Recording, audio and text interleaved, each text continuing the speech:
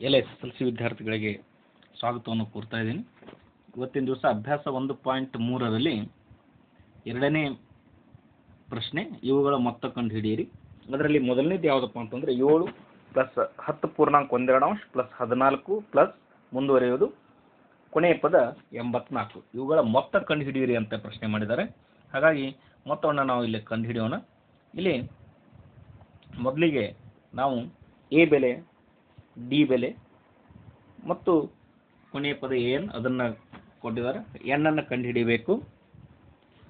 ಇಲ್ಲಿ ಮೊದಲಿಗೆ ನಾವು ಈ ಶ್ರೇಣಿಯನ್ನು ಕೊಟ್ಟಿದ್ದರಿಂದ ಸ್ವಲ್ಪ ನಾವು ಇನ್ನೊಂದು ಚೂರು ಈಸಿಯಾಗಿ ಬರ್ಕೋಬಹುದು. ಯಾವ ರೀತಿಯಪ್ಪ ಅಂತಂದರೆ 7 ಪ್ಲಸ್ 10 ಪೂರ್ಣಾಂಕ 1/2 ಅಂದರೆ 10.5 ಪ್ಲಸ್ 14 ಪ್ಲಸ್ ಮುಂದುವರೆಯುವುದು ಪ್ಲಸ್ 84. ನೋಡಿ, ಇಲ್ಲಿ ಏನೂ ಮಾಡಿಲ್ಲ ನಾನು. ಭಿನ್ನರಾಶಿಯೊಳಗೆ ಏನಿತ್ತಲ್ಲ ಅದು ಅಂದರೆ ಮಿಶ್ರ ಭಿನ್ನರಾಶಿಯೊಳಗೆ 10 ಪೂರ್ಣಾಂಕ 1/2 10 10 1/2 ಅಂತಂದರೆ ಅರ್ಧ. ಹಾಗಾಗಿ ನಾನು ಅದನ್ನು 10 ಪೂರ್ಣಾಂಕ 1/2 ಇದ್ದದನ್ನು 10.5 ಅಂತ ಬರ್ಕೊಂಡಿದ್ದೀನಿ. ಈಗ ಎ ಬೆಲೆಯನ್ನು ಬರ್ಕೊಳ್ಳೋಣ. ಎ = 7, ಮೊದಲನೇ ಪದ 7. ಡಿ ಬೆಲೆ A2 ಮೈನಸ್ A1, A2 ಬೆಲೆ 10.5 ಮೈನಸ್ A1 ಬೆಲೆ 7. 10.5 ಮೈನಸ್ 7 ಅಂದರೆ 10. ನಾವು ಉದಾಹರಣೆಗೆ ಈಗ 10.5 ರೂಪಾಯಿ ಇದ್ದಾವೆ. ಅದರಲ್ಲಿ 7 ರೂಪಾಯಿನ ಮತ್ತೊಬ್ಬರಿಗೆ ಕೊಟ್ಟರೆ ನಮ್ಮಲ್ಲಿ ಎಷ್ಟು ಉಳಿತಾವಪ್ಪ ಅಂದರೆ 3.5 ರೂಪಾಯಿ ಉಳಿತಾವೆ. ಅದನ್ನು ಯಾವ ರೀತಿ ಬರ್ಕೋಬೋದು ಅಂದರೆ 3.5. ಈ ರೀತಿ ನಾವು ಅರ್ಥ ಮಾಡ್ಕೋಬಹುದು. ನಾವು ಅದೇ ರೀತಿ AN = 84, N = ಕ್ವಶನ್ ಮಾರ್ಕ್. ಮೊದಲಿಗೆ N ಅನ್ನು ಕಂಡುಹಿಡಿಯೋಣ, ಆ ನಂತರ SN ಅನ್ನು ಕಂಡುಹಿಡಿಯೋಣ. ಈ ರೀತಿ ನಾವು ಕಂಡುಹಿಡ್ಕೋಬೇಕಾಗ್ತದೆ. ಈಗ ಮೊದಲಿಗೆ N ಅನ್ನು ಕಂಡುಹಿಡಿಯೋಣ. ಯಾವ ರೀತಿ ಸೂತ್ರವನ್ನು ಹಚ್ಚಿ ಉಪಯೋಗಿಸಿಕೊಂಡು ಬಿಡಿಸೋಣ. AN ಸೂತ್ರ ನಮಗೆಲ್ಲರಿಗೂ ಗೊತ್ತಿರೋ ಹಾಗೆ AN = A plus N-1 into D. Right. AN ಬೆಲೆ ನೋಡಿ, ಇಲ್ಲಿ ಎಲ್ರಿಗೂ ಗೊತ್ತಿರೋ ಹಾಗೆ AN ಬೆಲೆ 84. AN ಬೆಲೆ 84. ಹಾಗಾಗಿ 84 ಸಮ ಎ ಬೆಲೆ ನೋಡಿ, ಎ ಬೆಲೆ 7, ಡಿ ಬೆಲೆ 3.5. ಎ ಬೆಲೆ 7 ಪ್ಲಸ್ ಎನ್ ಗೊತ್ತಿಲ್ಲ N-1 ಡಿ ಬೆಲೆ 3.5. ಈಗ ಪೂರ್ತಿ ಎಡಭಾಗವನ್ನು ಬಲಭಾಗ ತರೋಣ, ಬಲಭಾಗವನ್ನು ಎಡಭಾಗ ತರೋಣ. 7 plus into bracket N-1 into 3.5 ಸಮ 84. N-1 ಇಂಟು 3.5 ಸಮ 84. ಈ ಪ್ಲಸ್ 7 ಎಡಗಡೆ ಇದ್ದುದನ್ನು ಬಲಗಡೆ ತರೋಣ, -7 ಆಯ್ತದೆ. N-1 ಇಂಟು 3.5 ಸಮ 84ರಲ್ಲಿ 7 ಹೋದರೆ 77. ಅದೇ ರೀತಿ N-1 ಸಮ 77 ಗುಣಿಸು 3.5 ಇದೆ, ಅದನ್ನು ಈ ಬಲಗಡೆ ತಂದರೆ ಭಾಗಿಸು 3.5 ನೋಡಿ.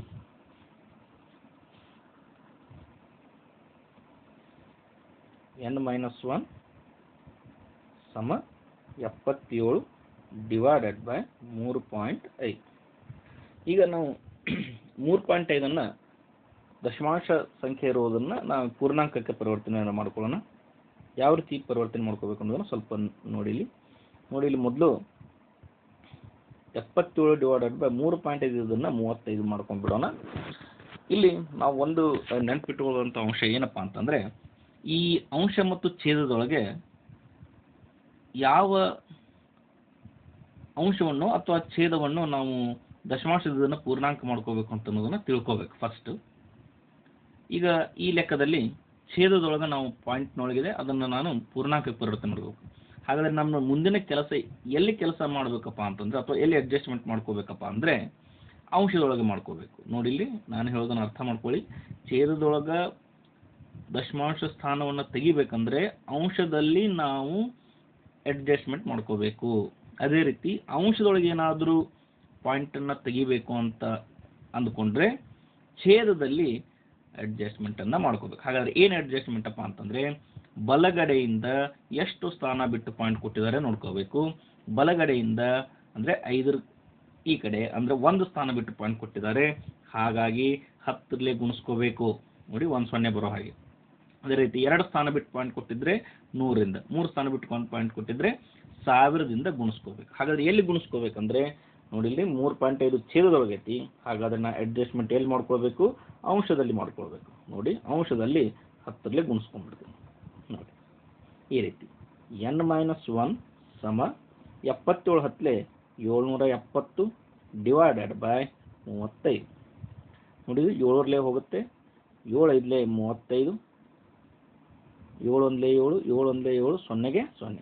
ಮತ್ತೆ 5 ಹೋಗುತ್ತೆ, 5 1 5, 5 2 10, 1 ಉಳಿತು 0 ಇಸ್ಕೊಂಡ್ರೆ 10, ಮತ್ತೆ 5 2 10. therefore n-1 equal to 22 ಆಯಿತು. ಅದೇ ರೀತಿ n equal to 22 -1 4 ತುಂಬಂದ್ರೆ +1, n equal to ಎಷ್ಟಾಯ್ತಪ್ಪ ಅಂದ್ರೆ ಈಗ 23 ಆಯಿತು. ನೋಡಿ n ಬೆಲೆ ಸಿಕ್ತು. ಈಗ ನಾವೇನು ಮಾಡ್ಕೋಬೇಕು? ಇದನ್ನು ಉಪಯೋಗಿಸಿಕೊಂಡು SN ಅನ್ನು ಕಂಡು ಹಿಡ್ಕೋಬೇಕು. ಮೊತ್ತ ಕಂಡು ಹಿಡೀರಿ ಅಂದ್ರೆ ಹಾಗಾಗಿ SN ಅನ್ನು ಕಂಡು ಹಿಡ್ಕೋಬೇಕು. ಹಾಗಾದರೆ SN ನಮಗೆ 3 ಸೂತ್ರಗಳು ಗೊತ್ತಿದ್ದಾವೆ. ಯಾವ ಸೂತ್ರವನ್ನು ಹಚ್ಕೋಬೇಕಪ್ಪ ಅಂದರೆ ನೋಡಿ ಮೊದಲನೇ ಪದ A ಗೊತ್ತಿದೆ, ಕೊನೆಯ ಪದ AN ಗೊತ್ತಿದೆ ಅಥವಾ L ಗೊತ್ತಿದೆ, ಅದೇ ರೀತಿ N ಗೊತ್ತಿದೆ. ಹಾಗಾಗಿ ಎರಡನೇ ಸೂತ್ರವನ್ನು ಹಚ್ಕೊಳ್ಳೋಣ. SN equal to n/2 into bracket A plus L ಅಥವಾ ಇದನ್ನು A plus AN ಅಂತ ಅದನ್ನು ಉಪಯೋಗಿಸ್ಕೋಬಹುದು. ನೋಡಿ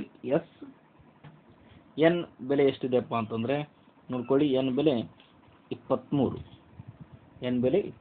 ಹಾಗಾಗಿ S23 equal to 23 ಭಾಗಿಸು 2 ಇಂಟು ಬ್ರ್ಯಾಕೆಟ್. ನೋಡಿ ಇಲ್ಲಿ A ಬೆಲೆ ಎಷ್ಟಿದೆಪ್ಪ ಅಂತಂದರೆ 7, AN ಬೆಲೆ 84 A ಬೆಲೆ 7, AN ಬೆಲೆ 84 ಇದೆ. ಹಾಗಾಗಿ ಅದನ್ನು ತಗೊಳ್ಳೋಣ. A ಬೆಲೆ 7 ಪ್ಲಸ್ L ಬೆಲೆ 84.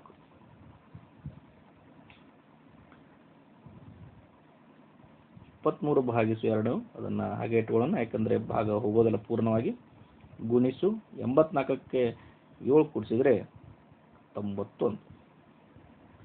ಈಗ ಮೊದಲು ಇವೆರಡನ್ನು ಗುಣಾಕಾರ ಮಾಡಿಬಿಡೋಣ. ನೋಡ್ಕೊಳ್ಳಿ 23 ಗುಣಿಸು 91, 1 3 3, 1 2 2 ಪ್ಲಸ್ 9 3 27, 2 ಕೇಲ 9 18, 1 2 20, 3 9 0 2 2093 ಆಯ್ತು. ನೋಡಿ 2093 ಭಾಗಿಸು 2 ಆಯಿತು.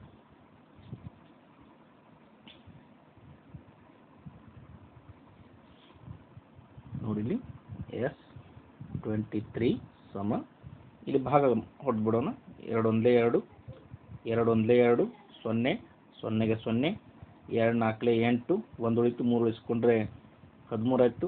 2 6 12, 1 ಉಳಿತು ಪಾಯಿಂಟ್ ಕೊಟ್ಟು 0 ಇಸ್ಕೊಂಡ್ರೆ 10, 2 5 10. therefore 1046.5 ಅಂತ ನಾವು ಇದನ್ನು ಹೇಳ್ಬೋದು. ಹಾಗಾದರೆ 23 ಪದಗಳ ಮೊತ್ತ ಅಥವಾ SN equal to 1046.5 ಅಂತ ನಾವು ಅದನ್ನು ಹೇಳ್ಬೋದು. ಹೆಚ್ಚಿನ ಸಮಸ್ಯೆಗಳಿಗೆ ಸಬ್ಸ್ಕ್ರೈಬ್ ಮಾಡ್ಕೊಳ್ಳಿ. ಧನ್ಯವಾದಗಳು.